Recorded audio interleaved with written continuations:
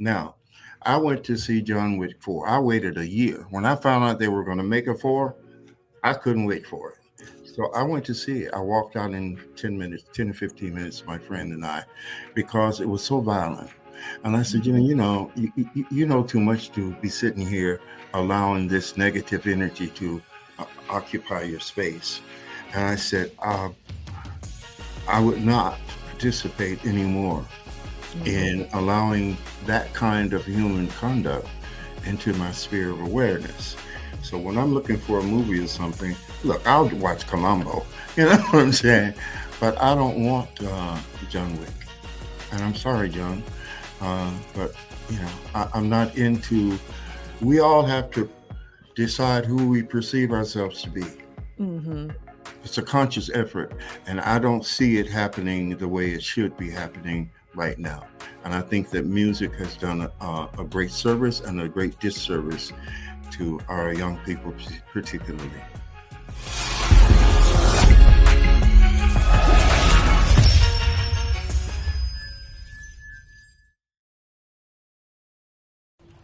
All right, so at this time, we are welcoming author, podcast, businesswoman, coach, podcast influencer, Coach Tina Ramsay.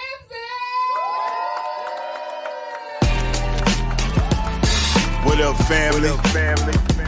CTR Media Network. Yeah.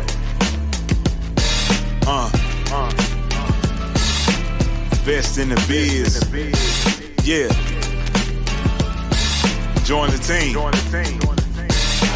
CTR is who we are, the media network, that's the best by far. Whether you listen at your home, at your job, in your car, come get the information that's needed above par. Never lasting, motivational podcasting, giving you the answers to the questions that you're asking. Serious talks and topics, how to come up and profit, how to better yourself, your health is here, we got it. Reaching 350 million, they tuning in. We in 50 different countries, we all can. And like minded, find your purpose and your assignment. Come get your fix, your feel, your mental alignment. Get active and speak to the masses. Build your influence, all levels and all classes. Now you know you can monetize and grow. CTR Media Network, start the show. CTR Media Network. CTR Media Network. CTR Media Network. CTR Media Network. CTR is who we are. The Media Network, that's the best by far, you know. CTR Media Network. CTR Media Network.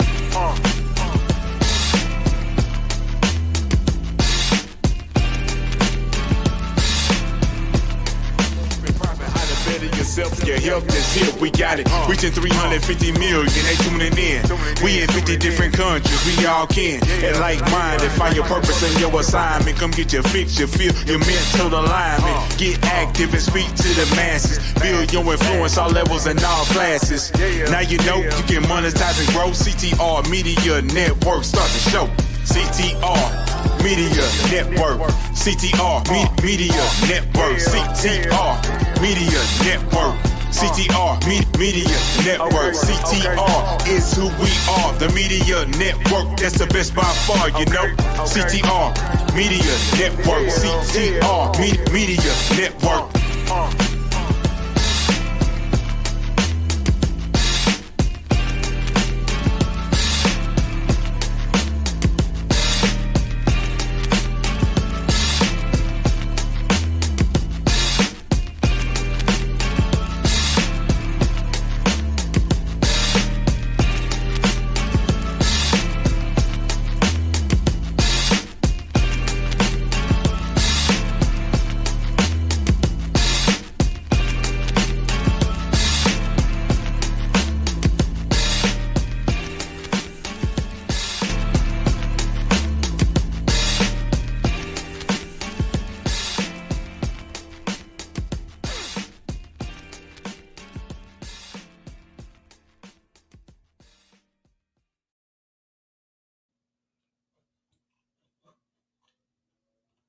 Hello, everybody. I am Dr. Tina Ramsay, the host of the Tina Ramsay Show and podcast, and I'm so excited to have today's featured guest. When you think of the words visionary, resilient, influential, passionate. These are the words that describe today's guest, Jimmie Cameron. He has a brilliance with his musical ability and theatrical abilities. He has been able to transition and transcend over the music industry and been able to permeate a permanent place in history. Many of the people that we listen to today is because of Jimmie Cameron. So without further ado, let's bring on the man of the hour, the amazing, the phenomenal, the extraordinary Jimmie Cameron. Hello, welcome to the show. Hello, Tina. Thank you. You are welcome. You are welcome. And I'm so honored to actually have you here because when I look at your history, it took me on a journey of ups and downs and many, many successes along the way. And I'm also seeing how some of our artists from today has connected with what you have created in the past. And it's just revolutionizing the way that we see different things. And so we're going to start back from the beginning because I feel that everybody in life has a defining moment in their life where they make a decision and it can either propel their life into a different direction for the better or it can halt it. But in your case, this amazing lady named Emma Bell Cameron, she decided in June of 1964 to do something that many would say, that was kind of that was revolutionary, how she took her family and decided to move, and that in essence helped to change the trajectory of Jimmy Carter. So explain to everyone who is Emma Bell Cameron and how her courageous decision to pretty much pick up her family to go in June 1964 and how that changed your life from that moment. Yeah. Well, excuse me. First of all, my oldest brother, Jay, had moved to California. And he persuaded mother to move there because of opportunity for us. And mother being progressive and wanting the best for her kids, she conceded. So she sold the house, got a U-Haul, and we were the Chattanooga Beverly Hillbillies. It's true too. And so she moved us to California, which opened up the world for us. And I began to pursue a bit career in theatrics and music and so on. The school I went to was Pasture Junior High. And Kyle Johnson, who was Nichelle Nicoles' son, went to the school also. And I had met Nichelle at that point. I think I was 14 then, okay? And she would pick Kyle up every evening. And she was on Star Trek at that point. So I'm in Boys Glee, and my English teacher, Mrs. Bynes, I'm doing a solo. Mrs. Bynes comes in, she hears me sing, and afterward, she said, Jimmy, I didn't know you could sing like that. Well, I'm modest. And, She said, I have someone I want you to meet. The person she wanted me to meet just happened to be a guy named Buddy Resnick.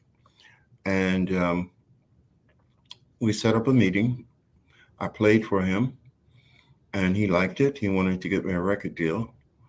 And I told him I wanted to sing with my sister. Set up another meeting. He heard the both of us. And that was the professional beginning of Jimmy and Bella. But Nichelle Nicoles, well, let me put it this way. Buddy Resnick managed Nichelle, which I didn't know. That's how I met her. You see, the universe is amazing in how it works, okay? Now, Nichelle was at that time dating Frank Silvera.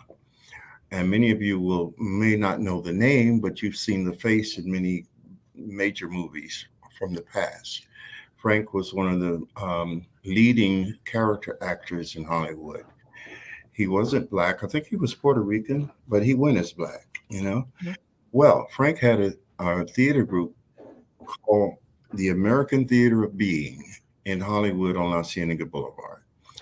And Nichelle sent me to Frank because she said I needed to study, you know, get some theatrical training. And I went there, and I was in the company of a lot of people who later became very successful, such as Isabel Sanford on Sanford and Son. No, Isabel was on the Jeffersons. I'm sorry. Whitman Mayo from Sanford and Son. Maya Angelou was periodically in the group. Um, Marla Gibbs from the Jeffersons. And Billy D. Williams was in the group at one point, and on and on and on. But I was the youngest. So Frank had done the Amen Corner, James Baldwin's Amen Corner. And he wanted to revise it, which he did. And I got the role of David. They say that David was actually him. I don't know if you know the play, but it's about a female minister and the troubles she has with her son and the church. It was a beautiful play, a lot of fun. Bea Richards also, she played my mother in the play. You know Bea, of course. Yes. Yeah. Okay. So anyway, it was a very successful run. I wasn't very good. I was too withdrawn. Frank spent his whole Christmas before we opened, the whole day, just the two of us in the theater, working with me. Anyway, that's the beginning. I began my music career and my theatrical career. That's why I call Nichelle my most important mentor, because without that introduction, I met a lot of people through her, and from that introduction, and friendships that lasted throughout our lives. There was another incident. I hope I'm not getting too far ahead. Well, the thing is, it's so riveting, your story, and the fact that even before Maya Angelou became Maya Angelou, before Isabel Sanford became Isabel Sanford, Marlon Gibbs became the iconic role of playing on the Jeffersons. And so the fact that you all was connected, you were pretty much the baby of the group, the youngest one, and watching how all of you guys was so connected in what y'all was doing then and how you guys progressed over time, and how due to one chain of events when your mother decided, because she was ahead of her time being being a Right. visionary, and that was unheard of back then. So the fact that she uprooted her whole family and moved, how it changed your life forever, and you was able to be in connection with all these names that we're familiar with, we watch, and the fact that want to give some respect and honor to the amazing Nichelle Nicoles, because she really paved the way for us as African American people to be able to have these leading roles in these TV shows. I mean, when you think about Star Trek, you remember her. She was not you, and then she did so many other things. So the fact that she did all that, and plus she was your mentor, it just speaks volumes about why and how you move and operate. I really love your music and what you do. And Thank yeah, you. you're humble, but we can brag on you, Jimmie. We can brag Well, on you. I want to share something else with you that I think is interesting information in terms of the role that Nichelle played, because I also was I had the opportunity to be mentored by Bill Cosby. He came to the show one night, and then he came backstage and to congratulate the cast. And I was very tactful, and even at that young age, just being around someone who could possibly speak a good word for you didn't mean you did that. But with him, I did. I asked him to help me. He wrote his number down and he said, call me. Right now, these are Nichelle and Bill at that point were the two black actors who broke the stereotypical. Help me. Okay. The maid. Yeah, We yeah, yeah. always played the maid. Right. Yeah. They both had just regular roles. She Mm-hmm. was the communications director on the ship.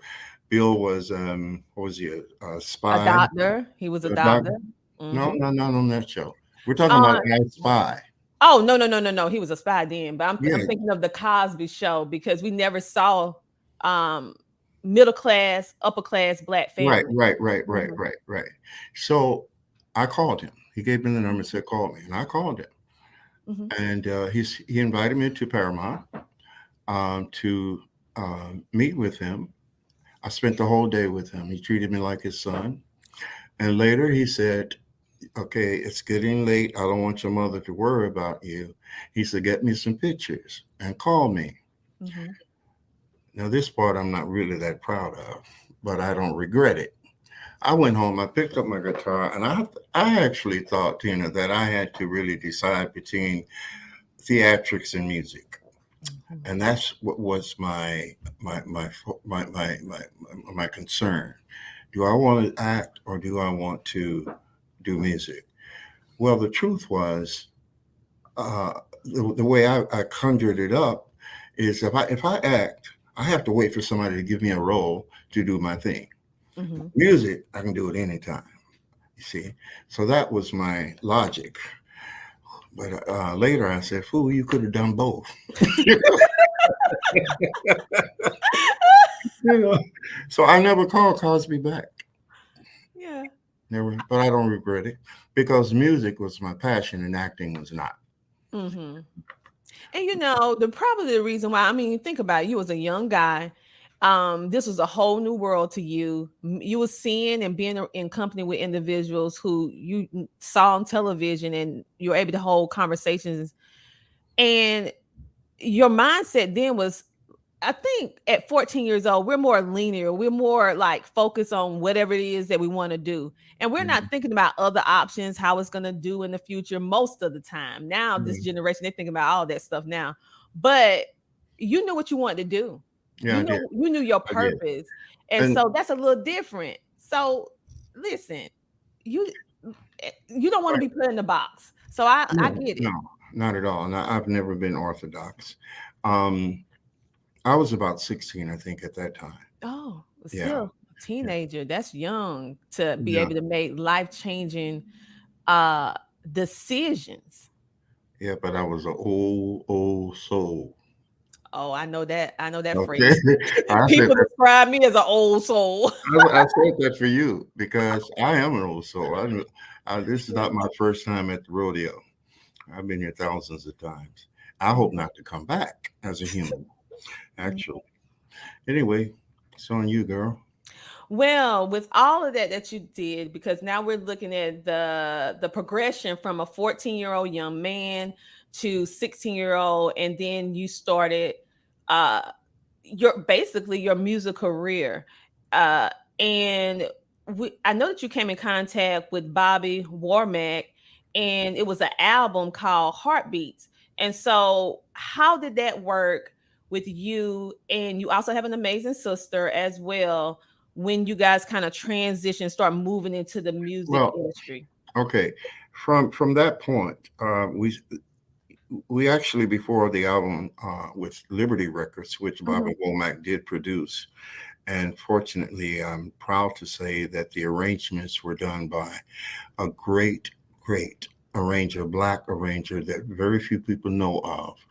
And when I finish my book, I hope it will be successful enough so that the culturally our people will know of these two amazing arrangers, Renee Hall and Gene Page. Mm. Okay, they're responsible, particularly Gene Page, for many hits, and nobody knows them. Gene Page was, I'm not going to stray from too far. If I do, just bring me back because it's like roaring out into the ocean and I can't see land. And I say, help, you know. But anyway, Renee Hall did the arrangements for my first album. Now, I want to also mention my sister Bella, because we had a singles deal with Reprise Records, which was a Warner Brothers, and it was Frank Sinatra's label. To my knowledge, we were the only blacks on that label except for Sammy Davis Jr. Okay. And naturally, they didn't promote us, but that was our first record deal. From there, we got a deal with Liberty Records on the Imperial label. And the Heartbeat album came from that experience, which Bobby Womack produced. Now, one of my greatest dreams was always to ultimately hear strings behind my songs. So when I walked in that studio and saw that orchestra, and I mean, I'm emotional right now because that was my dream. I've had people ask me, well, why aren't you doing this? Why aren't you there? Why, anyway, the point is, the goal in life, I think, is to actually fulfill your dream. This doesn't mean that the fulfillment has to last forever. It's the fulfillment that counts more than the longevity of it. You feel what I'm trying to say? I know exactly, because many people, they're not able to even scratch the surface of their dream. Thank you. That's my point. That's my point. You dream the dream, you put in whatever work or faith is necessary, because faith without works means nothing. And when it happens, it happens. You see, so you always have the success of achieving the goal. But we live in a society where people think that the benefits from the achievement is more important than the achievement itself. Oh, yes. Oh, I never heard it described that way, but that's exactly how it is. Oh, yeah, you're judged by that, My greatest success, and I speak for myself and not my sister, by the way. Okay. My greatest success, we did a concert. I'm way ahead of us right now, but I just bring in certain points, as I think about them. But speaking of success and achievement, for Belle and I will speak for her somewhat here because we had this in common. We were not in music because we wanted to get rich or become superstars. We wanted to reach the people with our art and perhaps make a difference. That was our nucleus in terms of our impulse to do music. Both of us were given great talents, I think. And sure, the accolades, I mean, the benefits are wonderful. Look, I love shopping for nice things, but that's not the point. The point is making a difference with this thing called music that is one of the most powerful substances in the universe, So I was telling you about the two successes. The latest one is one Bella called me, I think it was earlier this year, to tell me, because, there's all kind of stuff on the internet about us. But this one guy, I think he was 21 or 22, he was very, very distraught. And from what I understand, the young man was close to suicide. But he took a walk and he ran across a yard sale. I'm sure you've done that before, right? Haven't we all? And he found some records. And he found our second album called Jimmie and Bella, the one we did with Atlantic Records. And he said he went home and put it on, and he came across a tune called Rain. And he said he played that tune perhaps 40 times consecutively, and it saved his life. That's my success, you see. There's another one. I'll share this with you briefly. In London, we did a concert at the Albert Hall, and afterwards, you're familiar with backstage and so on. If you've not, you've seen it in the movies. It's dim back there, right? We're standing talking to some people, and this young lady is coming towards us, and she was actually, from my perspective, and my good eyesight, as you see, I can see real good. With these bifocals anyway. No, seriously. She was actually, Lori, her frequency was very pleasant. As she approached us, it enhanced. She came but so close, and then she stopped to respect the fact that we were talking to other people. When we finished, she came up to us and she said, You guys touch me in a place, a beautiful place within myself that I have never experienced. Mm, That's my success. You see, mm. that's why I do what I do. And that means more than anything. Yes, yes. And I agree because I feel like in this world that we live in right now, it's so caught up in making material things their God in a sense that you lose the humanity. The the best thing that we can do is have a connection in a pure, authentic way with other human beings. Okay, many people try to act like you don't need anybody. Oh yeah, we're on this earth not to be separate, but be connected in some way. And so when you find individuals that are in tune with the connection, in tune with understanding that we need each other in some way, shape, or form, and then you have individuals like you and your sister who, yes, you have a career, you have success, but you measure your success in the direct impact you have with a group of people or individuals. Because, I mean, how many people can say that through someone listening to your song and not knowing you, that your words, you guys' words, was able to permeate their heart, their soul, to make them see that they mattered? That's the Okay. whole point. That Yes. they mattered. Okay. And it made him say, hey, hey, hey, I'm going to give life a second chance. And then the fact that that lady patiently waited to tell you how you how you touched her soul, how you touched her in a different way. Now that is real success because it touched the soul of mankind in a different type of way. And I Yeah. agree, that's a success. And for me, Tina, it is so relevant because the goal is to touch the soul of your listeners. Mm-hmm. But what she said is that we, through experiencing our music, she Mm-hmm. found a place in her that was so beautiful that she had never experienced Oh, before. wow. That's the key to that particular uh, compliment in terms of our work. And that's what I focus on. I keep that with me. I keep that young man with me and I keep her with me because those are my successes. There have been others. Mm-hmm. Uh, I'm sure there are some that we don't even know about. But the point is, that's why I do what I do. And that's why we, Bella and I, started doing what we do.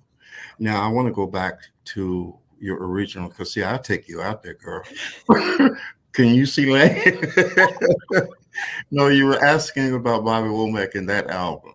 Mm-hmm. And I just wanted to point out that, Bella hadn't started writing at that point. Mm-hmm. So all the songs we did on that album were mine for the most part. At least I wrote them. We did do a tune by Bobby. He wrote a song that we did. He wrote for us called "People Make the World," and then we did a tune from the Moody Blues called "God Help Me." Okay, um, what's the tune from the Moody Blues? I can't You recall can't help either. me. No. She can't help me either. Okay, I'll think of it. But the point I want to make is my sister. Mm-hmm. I mean, she had vocal parts, right? But she had a talent for vocalization in a creative, profound way. Now, mind you, she was 14 then.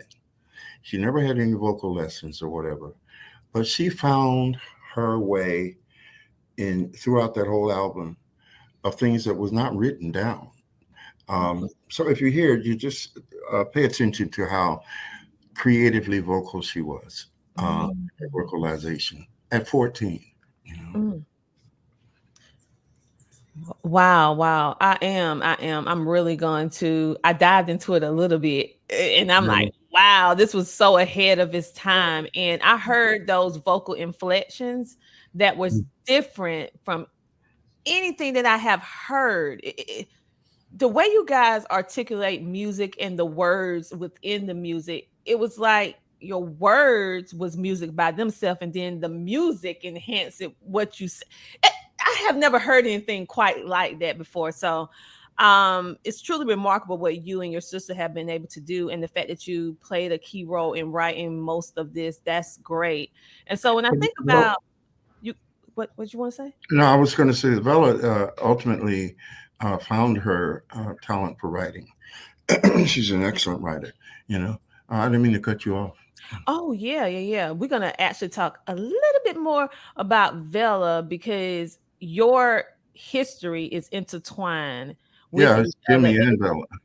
Yeah. Yeah, and it's so it's great to see a brother and sister and both of you can sing because sometimes it skips generations. Like if your brother can sing, the sister can't sing, but the fact that both of you can sing and you was able to do this at such a young age, and the music is it's lasts all the way to now. People still looking at it, people still sampling, people still using your music to this very day. So let's talk a little bit about Jimi Hendrix and the film Rainbow Bridge. What part did you play in the Jimi Hendrix film Rainbow Bridge, and how did that even come about? Okay, we got to go back a little bit. Yeah, let's go back. We Okay, I've always been. I know you're very religious and spiritual. I'm not religious, but I am spiritual. So I was very. I walked out of church when I was 9 years old because Brother Jones was, and you know how the preachers do.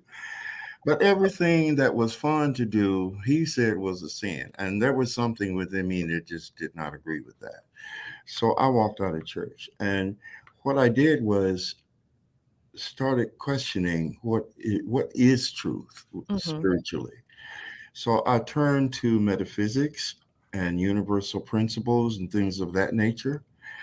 And that's another podcast because there's some things that are very, very, I really believe very deeply that much of what we think we know is not true, even about God. So my point is, I went searching for truth. One of the first books that I bought was Norman Vincent Peale's The Power of Positive Thinking, which was a major key. You know, thinking properly or thinking with power. You know, most of us are indoctrinated into negative thinking. You know, we don't believe in what we say we want because we cancel it out by not having faith in the possibility that it can actually manifest. Okay, so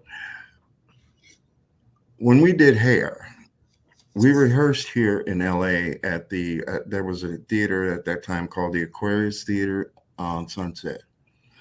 Well, are you familiar with the musical Hair? Yes, I am. Okay, so the musical itself, as you know, is very controversial. Yes, it is. And we were living in very controversial times then. Though in this country, we had the freedom somewhat to demonstrate, protest. You know, I did all the marches and love-ins and that and that. It was a lot of fun too. And it was at the same time the Black Panthers were on their rampage for freedom. And it was just a wonderful time. But to get to your question, how did it happen with the movie itself and what roles did we play? I met and became friends with Chuck Wine and Barry DePendergast. Now, Chuck Wine had written a musical called Rainbow Bridge, and Barry DePendergast was actually the producer. Michael Jeffries, who was Jimi Hendrix's manager, was the executive producer. Okay, so I became friends with Chuck and Barry over the years, and they did the production.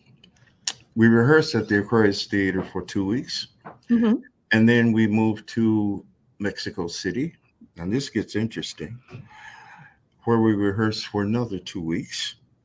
Now, do you remember when there was this slaughter of the students on a campus? You may be too young, in Mexico City. It was a big deal, internationally, because at that time the Mexican government was a dictatorship, and they did not allow protests like we had the freedom to at least march or whatever. They weren't having it in Mexico. And the students were trying to, it was a glorious period for people actually trying to reach for this humanity that you spoke of, a better life, the equality, the dignity, respect, freedom, all those wonderful things to me that represents God, because those things are God to me, you know.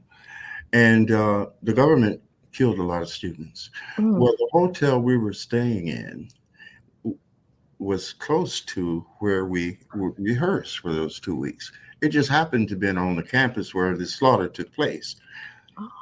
Okay. So when we walked to the theater, we had to pass on each side of this. It wasn't a street, but it's like a paved walkway. On each side were the Mexican soldiers with machine guns and all that. But they didn't bother us. They were very friendly. So we finished rehearsing there. And then we went to Acapulco, where we were to open an open air theater, right?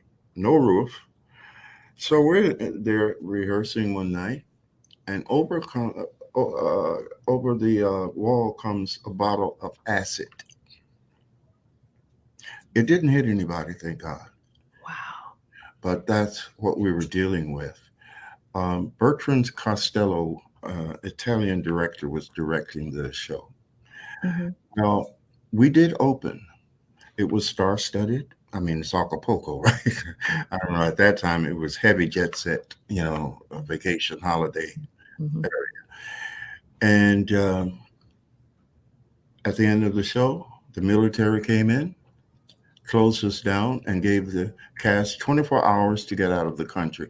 Now, Acapulco, as you know, is at the end, the bottom end of Mexico. It is impossible to get to the border in 24 hours unless you have a jet. Well, my manager just happened to have had some connections because he was there with Bella and I. We got out. The other kids went through hell. Some were beaten, and some they just went through a lot of things. I don't remember all that I was told, but it was not any fun. So the role that we played in Rainbow Bridge, and how did that? I don't know. I took you to Mexico. You have to forgive me. I told you I would take you out in this boat, and we'd have to look for land. But we're going to go back to Rainbow Bridge. Actually, we did a song called "Old Men," our second album. And we didn't have any role in the movie itself, other than we were in the Hollywood Hills on Chuck's roof, singing the song. And Chuck sent that tape to Michael Jeffers, and Michael Jeffers wanted to sign us and move us to New York. But that's another podcast. Wow. So that's history. That was the journey. And all the things. I mean, it was really great that you was able to get out, because that was a really uprising. It was a very dangerous situation. It was not playtime. Wow. But, go ahead. The tune that I couldn't remember, my wonderful niece looked it up for me. My cousin, "Nights in White Satin." Yes, we did that on the first album. Wow. Okay. So thank you. So when you think about how you guys was able to cross different audiences, you went from the East Coast to Europe, you went pretty much all over the world with your album, and you said you was with Atlantic Records. So you had opportunities to work alongside different people. Have you, like, for example, well, go ahead. How were you able to with people with Patti LaBelle, because she was with Atlantic Records? We had some other people like Dave Mason, Bill Winters, all of those. So how was it to be in company with, and what are some other records that you did with Atlantic Records that we can actually listen to today? Well, let me say this first. When Bell and I started our professional career, Black music was, you see, the music business then and now, it's still racist somewhat. Okay, it was very racist then. If you did if you were a Black artist and you did a record, it had to become a success in the black media Mhm. before it was played on pop radio. Okay, they called it crossing over, which was just another way of keeping black artists from competing with white artists. Okay, so we were never played on commercial radio in this country, only on FM, FM stations where, they had the right to play what they wanted to play, the program, the DJs and so on. But you see, the music business had changed in that respect. In the old days, like you look at the James Brown movie, Get Up, and he shows how they called it payola in those times, right? Mm-hmm. Okay. Now, payola was nothing more or anything different than buying time on a TV station for Tide. Okay. But the government didn't have a hand in it. So it was illegal. Anytime the government can't get their part, it's illegal. Okay. But let me put it like this. We didn't get played because nobody got paid. Bottom line. And that's a whole nother story there. My friend Ricky Von Cleve, I forgot what you asked me. I'm going on now.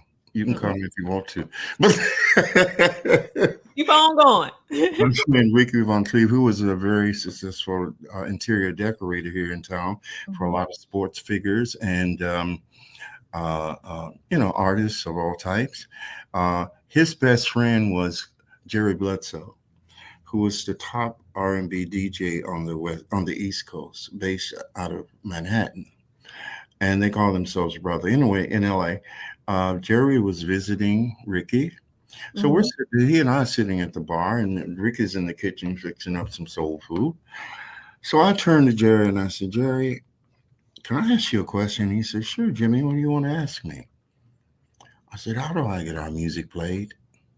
And he lowered his head, and I will never forget the look as he turned to me. He said, "Jimmy, you don't want to know." And I knew that what he was saying, because I had some information about things, I wasn't totally naive. But no, I didn't want to know. He didn't say any more, nor did I, because he didn't want me to know what he knew, and I didn't want to know what he knew. And that's happened several times in my life.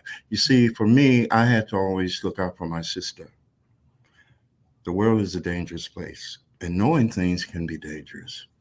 So I can say that we have had a life and career where she hasn't really had to worry too much, because I kept certain things from her without denying her.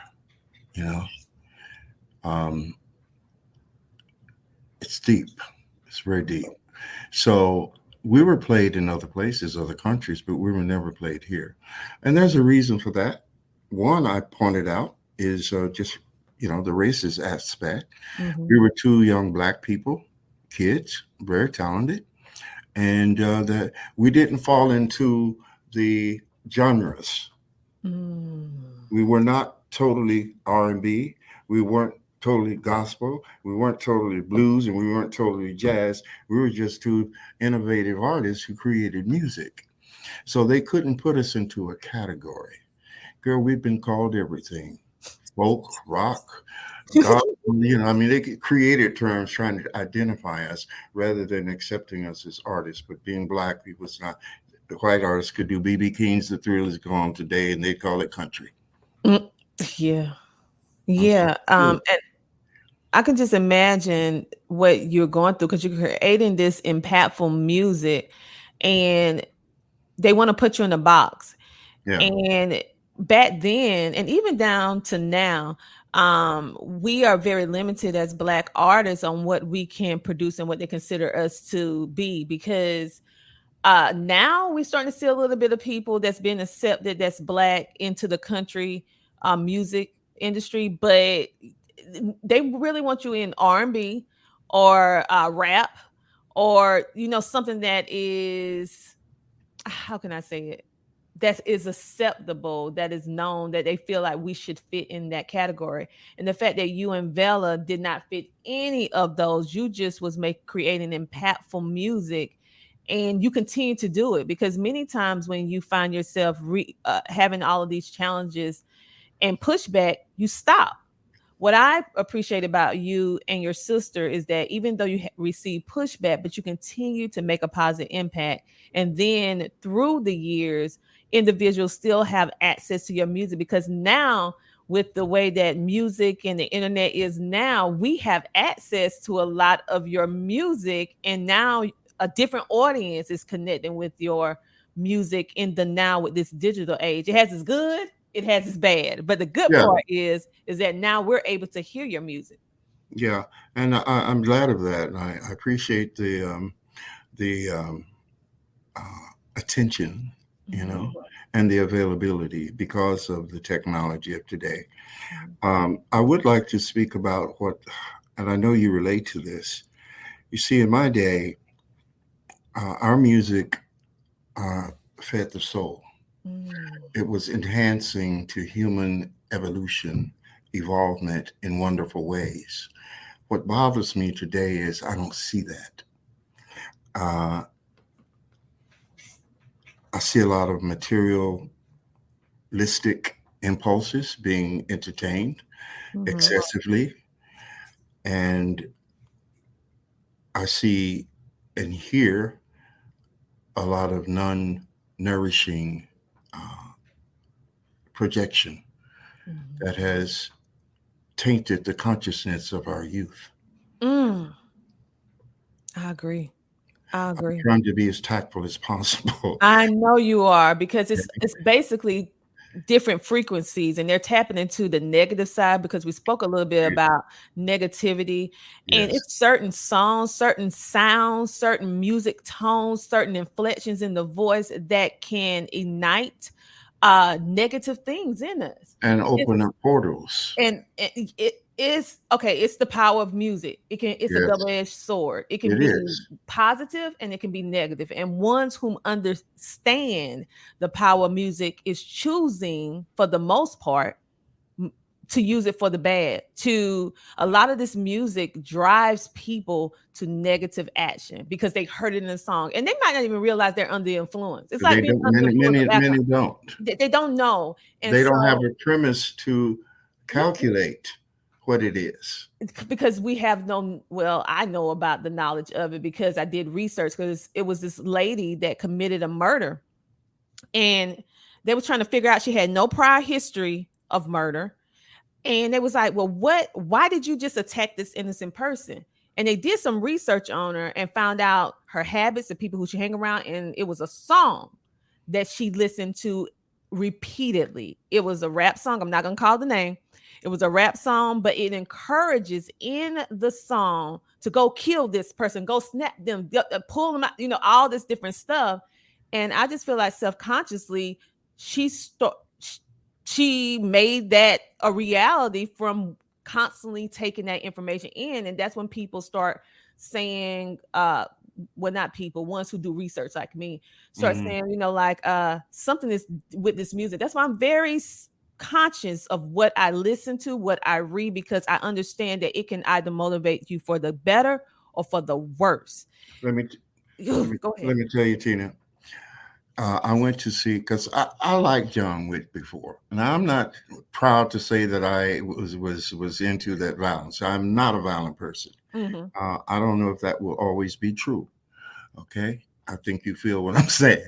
We ain't gonna go in there, but I know. But I have lived my life with the focus, like you said. You have to be aware of what you allow into your sphere of awareness. Now, when you're dealing with formulative young minds and young souls who are formulating, they don't have the reference unless they are truly in touch with their oldness as a soul. You feel me? They don't have the reference to calculate. So those who are out there preaching or not preaching, projecting these negative frequencies for money, are doing our people, and not only our people, but humanity, a great disservice. Now, I went to see John Wick 4. I waited a year. When I found out they were going to make a 4, I couldn't wait for it. So I went to see it. I walked out in 10 to 15 minutes, my friend and I, because it was so violent. And I said, you know, you know too much to be sitting here allowing this negative energy to occupy your space. And I said, I would not participate anymore in allowing that kind of human conduct into my sphere of awareness. So when I'm looking for a movie or something, look, I'll watch Columbo, you know what I'm saying? But I don't want John Wick. And I'm sorry, John, but you know, I'm not into. We all have to decide who we perceive ourselves to be. Mm-hmm. It's a conscious effort, and I don't see it happening the way it should be happening right now. And I think that music has done a great service and a great disservice to our young people, particularly. I agree with you on that because, like you said, they're still developing. They're very impressionable, and they want to be accepted. They're going through a lot of different things: body changes, mind changes, trying to figure out who they are. And then you have all these images, and they have so much access to information now with these cell phones and the internet and stuff like that. And it's really hard for a young person with no experience to rationalize what is real, what is fake, what is good, what is bad, when it's so much going on that they don't understand. Okay. And Right. so I agree that when you think about the legends that did music that was very impactful, that could motivate people to action in a positive way, they passed away. Are we going to say passed away? But someone Yeah. actually took their lives when you think about how they decided to use their music, like we spoke of before, to permeate the soul, to tap into who you are, make you Yes. think, make Yes. you open your mind. Music, really, in my opinion, is designed to open the mind Well, to different, but people using it for a whole different situation now. right. Well, like you were saying a moment ago, you didn't say it in these words, but I will. The universe is non-discerning. If you go walk around talking about, yeah, well, I'm poor, I ain't gonna never have no money. The universe is a sponge, okay, and it's a machine. He said, oh, he don't want no money, and that's what it will manifest for you. No Yeah. money, okay. Mhm. So the same thing is like, you know, in terms of what we perceive ourselves to be. I am very, as I said, I'm trying to be very tactful here Mhm. because I am very upset with some of the so-called heroes of today. Yeah. Yeah. Because when you think about it, they're idolizing and celebrating the wrong things now. And I see that too. And so it's such an honor to bring individuals on like you, that is actually sharing and making I'm all about making a positive impact. So anything that you see that I'm doing is geared towards helping individuals tap into their full potential, helping them to see that they're worthy, helping them to see that they matter at the end of the day.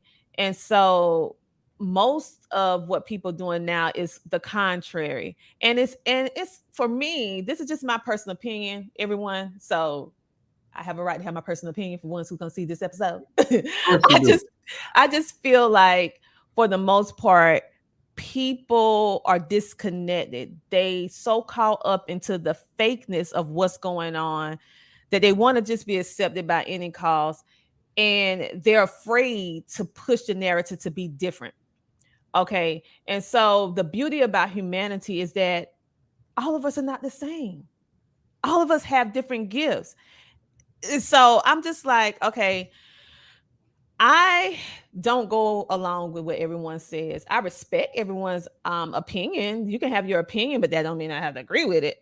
But I just feel that when we start having these open, candid conversations, it's opened up the mindset of individuals who never thought of it in this way to have an escape, to be able to think a different perspective that's not readily presented to them with what we see that's presented in media. And so when I think about everything that you've done and different people who you have worked with, like Barry White, for example, you was able to do some things with Barry White.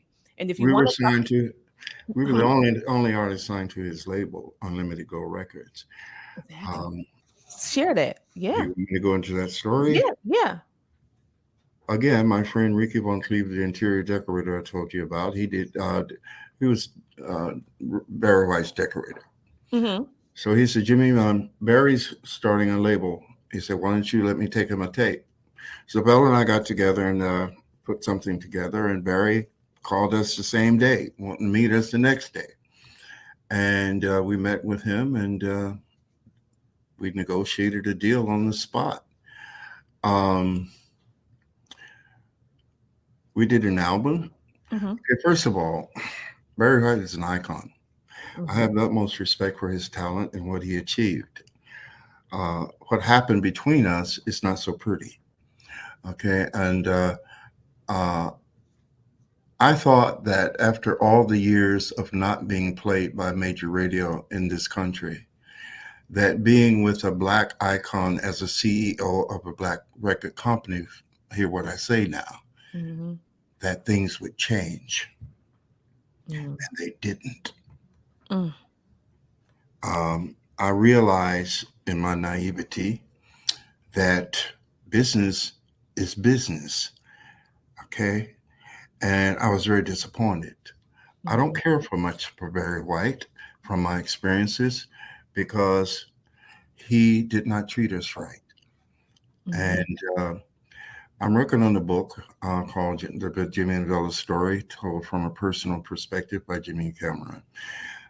Barry never mentioned us. After our album came out, we did an album called Sun Painters, which he titled, which I appreciate the title. It is descriptive because most of our songs are very different. They're all, creative works. Mm-hmm. When the album was released, our last performances in this country, we're a concert act. We're not a club act. Mm-hmm. Our last 3 performances were at Philharmonic Hall in New York, opening for Cat Stevens, with standing ovations each night. What he did was put up a platform in Watts, on the launch court. He called that promoting us. I mean, it was really, really shameful. Mm. So my point is, it was a very disappointing situation. Mm-hmm. I don't know how much time you have, but the point is, there were a lot of things, and I don't mind sharing it with the world, because there are other black artists out there who think that because they're with another black businessman, that it's all going to be okay. Mm-hmm. You got to take care of business. My generation, as you might know, was taken a lot by business people. We didn't know the difference, okay? Mm-hmm. We didn't know what we earned, what we deserved. And very few would even tell us what we deserved.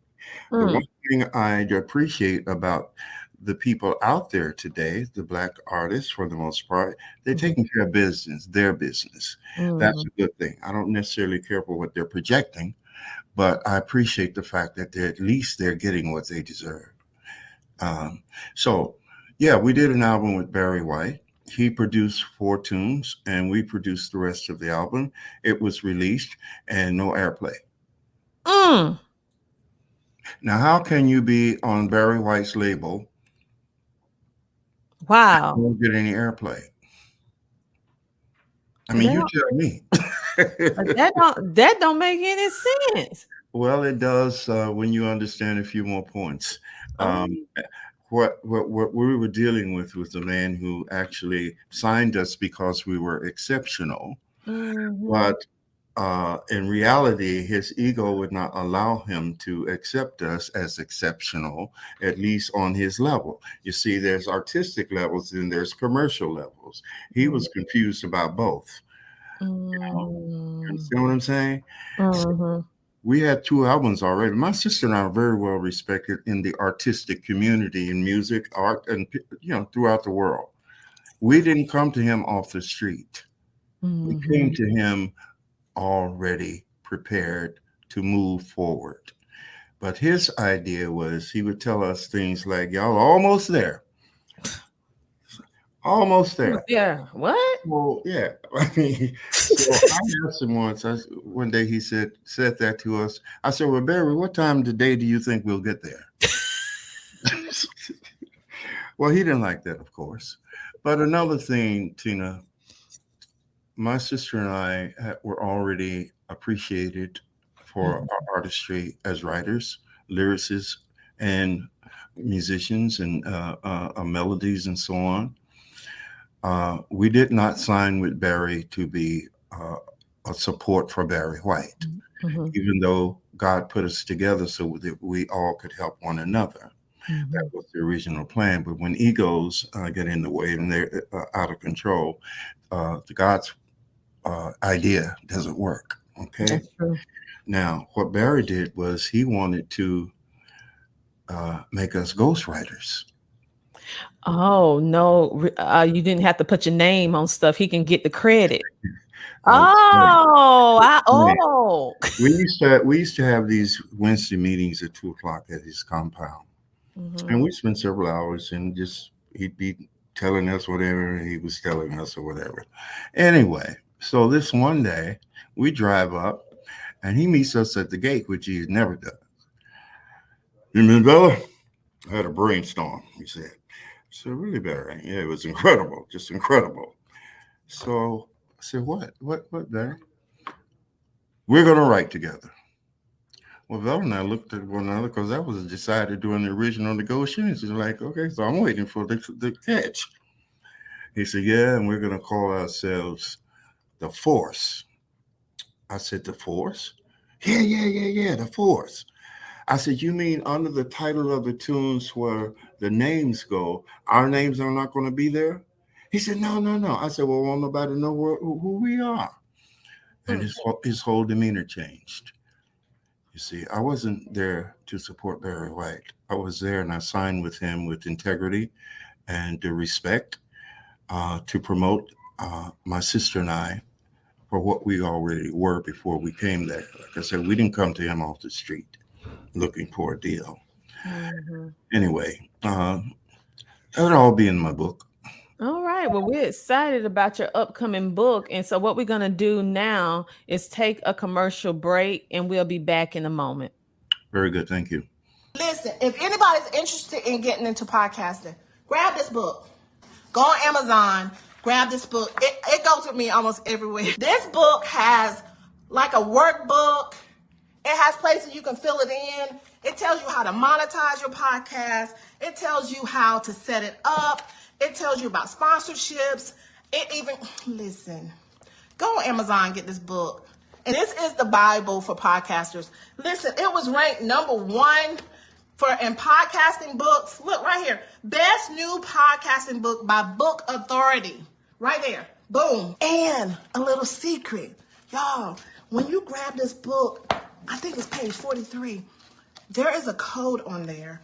Listen, you can get access to her class, her course. Get her course. It's worth hundreds of dollars. But this book is less than $50. Grab this book on Amazon. I'm telling you, I carry it everywhere. She is the best. Grab this book on Amazon. Hi, man, let's go to keepcandy.com and purchase my book.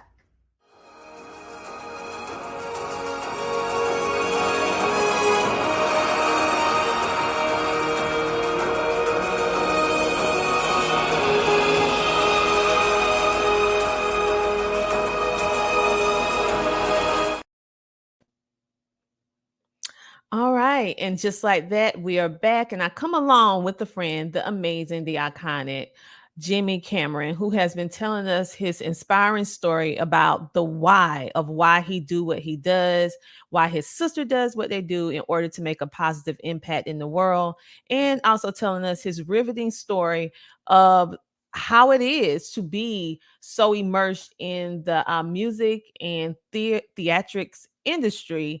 And it's just totally remarkable. So let me bring him back on. Hello, Jimmie. We're back. Hello. Hi, Tina. And your journey, your story, and all of the people who you have came connected with, or I would say shared some space with, the ones who didn't do right, you know. Well, And this is the stuff that people need to hear, because many times they see the end result, like they see the end result of your songs, but they don't know what it took and how it was to get there. And many people think it's easy. And as we're hearing your story, no, it wasn't easy, but you was convinced, and you're passionate about what you do, and you understand why you're here and why you do what you do. So you kept moving forward. And so with that, you have had some experiences that, just like with anybody, not too favorable, but also you had many, many more remarkable situations that happen where you know that what you initially set out to do is well done, because you're actually impacting humanity and people, even to the extent that your music encourage someone not to commit suicide. And for me, that is the measure of true success. Take away the money, the glitz, the glamour, the cars, the mansions, or whatever it is that people like to define as successful now. True success is attached to the positive impact that you can make with people, in Correct. my opinion. That's what I measure success as. Not the money, not the glitz and the glamour, but the people that you was able to change or help or encourage. So with that being said, is there anything else you would like to share about your story in general? Because you have such a vast story, so many multiple layers. Yeah, it is sort of interesting. I basically would like to speak to the young people who have a great task on their hands right now, and to encourage them to, as you said earlier, to be your own cheerleader. Know that you can achieve whatever you want to achieve within reason, of course, Mm-hmm. and believe in yourself. And don't follow the crowd, follow your heart.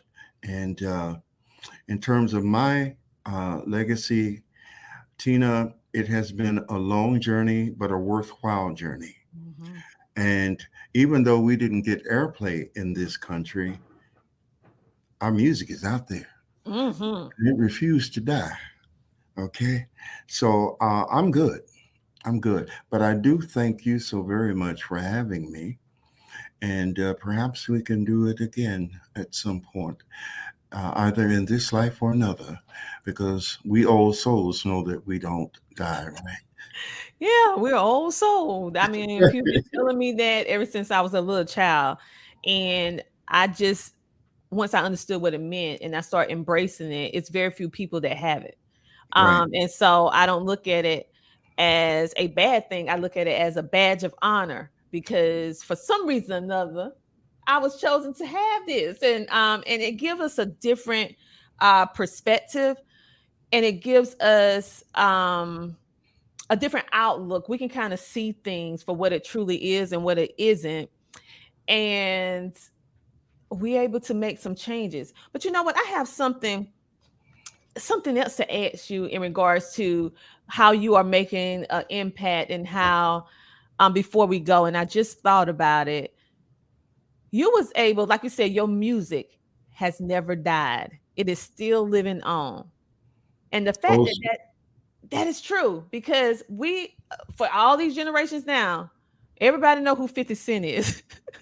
So tell us a little bit about how you and 50 Cent, what that connection is. I've never met the man. They sampled a song that Vella wrote called It's Only Love. And he sampled that and created from that premise Mm-hmm. 21 Questions. But no, I never met him. The three of us as writers were granted an ASCAP award, I think it was, in Mm-hmm. 2004 for the most played song in this country. Wow. But he didn't come out on stage to receive the award with us. That's amazing. So when I think about your music, because right now we're starting to understand, like you already knew about it being in the music industry, but from a person like me who's not in the music industry, I start hearing all of these different things when another artist got put in the news for making a new song, and for some reason or another, they said that that person sampled someone else's song without permission and didn't give them the proper credit. And so now I know that that happens, and it has been happening for a long time. But like you said, now new artists are about their business. They're like, wait, you sampling my song. So with you, have any other artists sampled your music other than 50 Cent and Method Man? Dilated People did a tune called This Way, which was off of one of our songs. Capone and Noriego sampled one of our songs. There may be others, but those are the ones that come to mind. I would like to say that old school don't get old. You're right. Okay. You're right. And what they call sampling, we call stealing in those days. Yeah, that's the new term. I understand. More power to them. But yeah, but what we did came from us. It didn't come from drum machines or synthesizers and all that.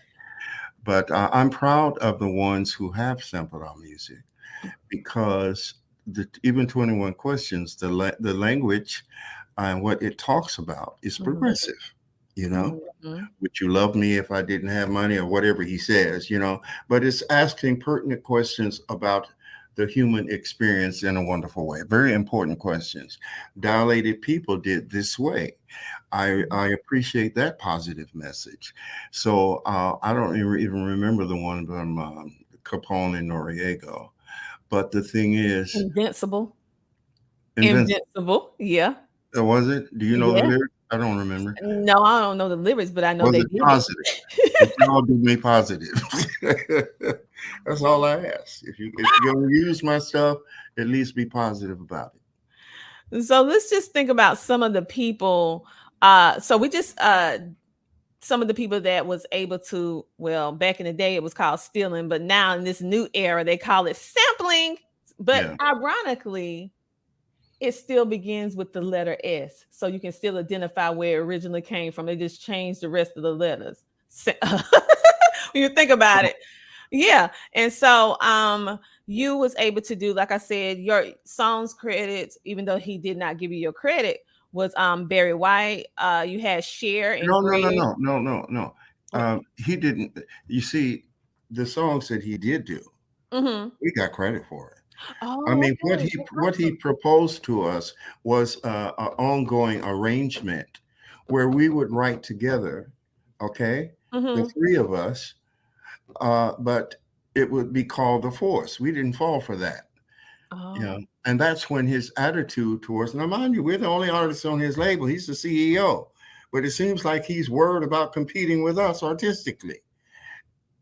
That's not, that doesn't work. No. Changing your whole name when you guys were already built. It wasn't like you was beginning. You was already established, and that didn't make any sense. We signed there as Jimmie and Vella to promote Jimmie and Vella's career. Exactly. We did not sign with Barry White to support Barry White and change anything about us to keep him as the maestro. Okay, I wrote. Well, anyway. Well, who are some other artists that you have written for in songs? Because clearly, you and Vella is very talented in the way that you're able to write. And many singers, they sing, but they don't write. So the fact that you do both, that's amazing. Well, there have been some very wonderful artists who have recorded our songs. Herb Alpert. Barry White, of course, Mavis Staple of Staple Singers, who's the queen of Black female artists from the day. Everybody, Mavis, Aretha, Gladys, all of them. Mavis was the queen. She did a tune called Chicka Boom. Who else? Simply Red. There are others I can't think right now, but yeah, I'm very proud of the people who have recorded our music. Cher and Greg Allman did one of our songs. The OJs? The OJs too. Wow. Gene Page Orchestra. Yeah.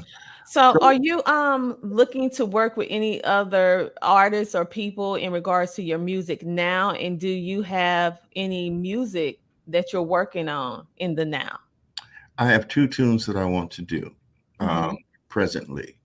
And I hope to, by the end of the year, have those done in commercial form, right? Mhm. And market it. That's my goal. My other goal is to finish my story Mhm. before I leave this body. Okay. So that's what I'm working on right now. And we'll see what happens. I'm excited. Okay, so we have this book dropping, the Jimmie and Bella stories told from the personal perspective by Jimmie Cameron coming our way, so that you can be able to hear and read his part of the journey, because he's very candid on making sure that he share his side of Yes, his story in this book, even though his sister will be in it, but Jimmie is telling from his perspective from what my happened, perspective. which is Yeah. amazing. Which is amazing. Yeah. Then, okay, you already have a treasure trove of music that even younger artists are now recognizing, and like, I want to have a piece of this into and use using their music. And then to find out that you have not stopped. You are actually working on new music. You have me on the edge of my seat. I want to hear it now. This is Well, great. Tina, I got boxes of old school originals, Hmm. you see. So, I ain't got to worry about music or writing anything else. All I have to do is go into the archives. So, you out there who need some old school, Hmm. because I do believe it's coming back around. Because old school don't get old. You No. see, you can't change or alter what's real. Exactly. And the people from my era, and this is not about me or Bella, we sang from our heart. We wrote from our heart. We played from our heart. And they can get on stage without a lot of fanfare and bring goosebumps. They Hmm. make you feel them. Where effect is in control presently for the most part. And I don't mean to sound pessimistic. It's just that I feel that my purpose is to point out the relevancies that need to be addressed. And it's not always a laughing matter. It don't Hmm. always make you feel good. But in order for us to survive ourselves on this planet, we have got to focus on some basic fundamental factors. And listen, you are a person that's resolute in your what you are here to do, your perspective, and you, like my grandma said, you understand the assignment. You Well, Mr. Jimmie, I am so honored that you came on the Tina Ramsay Show to share your story. But before you go, I want just to speak to you a little bit more about the why. Why did you decide, with all the different accolades, all the different places where we can physically find you? I mean, literally, we can Google you and find out your amazing resume of timeless music. So, what made you decide to make time in your life to write this book, which is the Jimmie and Bella stories told from a personal perspective by Jimmie Cameron? What made you decide? And what do you want to leave the people? And because we know that the people are very important to you and you make a very positive impact. So why is this so important for you to leave uh I would say this story to the people? Well, first of all, I think that my life has been a very colorful, very interesting, provocative, profound, and I've been fortunate enough to know a lot of people who have made their mark. And I just think that the world needs to know some of the things that I have experienced, my sister and I, and my family, that is very interesting. But most of all, what we have been through, what I have been through, and what I've experienced is the same thing that many others experience, even though they may not be in music or whatever. It's a human experience. Mhm. So, what I intend to project in my book is something that I think everybody will appreciate, you know. Um, that we as a people on a planet need to come together with one focus and one purpose, and that is that everybody have what they need to exist in these bodies from day to day, because there's plenty for all of us. And whatever's in the way of that, we need to get rid of. So that's why I'm writing the book, because all of these stories and things lean towards that end. And they should have it. So whenever it's released, I want y'all to run out. Don't walk, run and get it. Exactly. And also, for those of you, young people, old people, in between, if you need some music, now I was told not to say old school, but I got the stuff. And y'all need to come and contact me and see what we can do. Yes, and for those of you who are artists and you're looking to take your music to the next level, keep in mind this is timeless music. And I identify with Jimmie when he say old school is the good school, because I grew up in the house that played all of the music. And it really changed it because those was meaning driven music, and that will never die. And so for all of you artists that's out there, or up and coming artists that want to work with the amazing Jimmie Cameron, you can contact him through his email, which is CameronJimmie7@gmail.com. For those of you who are listening in on radio and podcast with audio only, yes, I got your back. I'm going to spell it for you. So listen clearly. This is how you spell it. Cameron, CameronJimmie 7@gmail.com. Make sure to check him out if you are looking to take your music to another level and create music that is truly making a positive impact in the world and will surpass your life. This is the kind of music that even when you're not here, it's still speaking volumes for you. And that is true success. That is true legacy. And that is what the amazing Jimmie Cameron, whether he want to admit it or not, I'm going to say it, I'm going to brag on him. That's what he stand for, and that's what he about. And I said what I said. Oh, boy. Thank you, Tina. This has been a pleasure.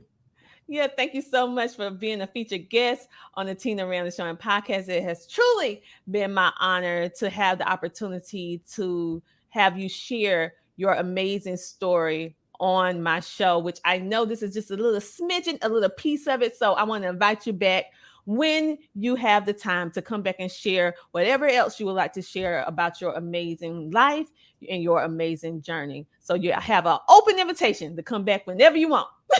We'll do. All the best to everybody. All right. All right, everyone. Listen, that was amazing. Make sure to, when that book drop, we're going to let you know on Amazon or wherever they decide to drop this book. We will let you know so that you can connect with him. For those of you who are artists, because I know I have a lot of different people that follow this show who are artists. If you are looking to take your music to the timeless category, not just be a 15-minute hit wonder, because his music and his sister's music have been able to go through all the different changes and genres. And listen, you need to contact him. Again, that email is Cameron Jimmie 7@gmail.com. And that is the number 7, not spelled out. And make sure to follow, like, and subscribe to any of our platforms, and also follow today's guest as well. For those of you who have an amazing product, service, or you would like to share your impactful story on the Tina Ramsay Show, well, guess what? We are now booking and accepting guests for season 9 of the Tina Ramsay Show and podcast, coming your way this fall, baby. So if you would like to share your story, we're all about making a positive impact, motivating you to action to live your full potential. Make sure that you go to ctrmedianetwork.com. That is ctrmedianetwork.com, and book your opportunity to be featured on our show. We can't wait to share your story, because it's time for you to come share, shine, and grow on the Tina Ramsay Show. And for those of you who absolutely love what we're doing, you can actually support our show by donating, or just sending a care offering to our business to help us keep this amazing platform going and thriving so that we can have a place for our voices to be heard, to share our story unapologetically and be one's true self in order to make that impact and share different people's perspectives. You know my saying. We may not agree on everything, but we're going to keep it respectful, honey. All right. And we love hearing your new perspective in your life because your life is your life. So make sure to screenshot, scan, and go ahead and support us. And thank you in advance for being a part of our amazing, amazing journey. And make sure to go pick up my book if you want to start your own podcast, which is called The Power of Podcasting, which is #1 on Amazon and also was rated by Book Authority as one of the top 11 books to read in 2023 for podcasting books. Today's featured guest, the amazing Jimmie Cameron, his sister, Bella, and all the things that he was actually able to do, and also the amazing story and journey that will be coming your way very soon. Listen, 104 years old, he was able to pull out information from this amazing lady. And once you hear her story, listen, I'm getting teared eyed just thinking about it. So make sure to not only watch this episode and like, follow, and share, and subscribe, but when this episode is going to really show you a lot about our history and a lot about the resilience of this amazing woman. And also we want to give our love and our honor and homage to the amazing lady. Dog, I'm getting emotional when I look at this photo because she actually helped with making opportunities for individuals like myself who are in media to be able to share our story and our narrative unapologetically. And without individuals like Jimmie, without individuals like her, we wouldn't be here because someone had to pave the way. And you know, I do not cry cute. So on that note, let me go and make sure to show respect for the ones who came before you and give them their flowers while they're here and make sure that we support them. So on that note, if no one told you this today, that you are worthy, that you are loved, that you are important, I want you to know that I love you and that you're important. And then what I want you to do in between the interim until we meet again on another Thursday, I want you to do what? I want you to keep smiling. Thank you for being a part of the Tina Ramsay Show and podcast, being our support, being our family, and we'll be back with you next week with another amazing guest. So we'll talk to you later.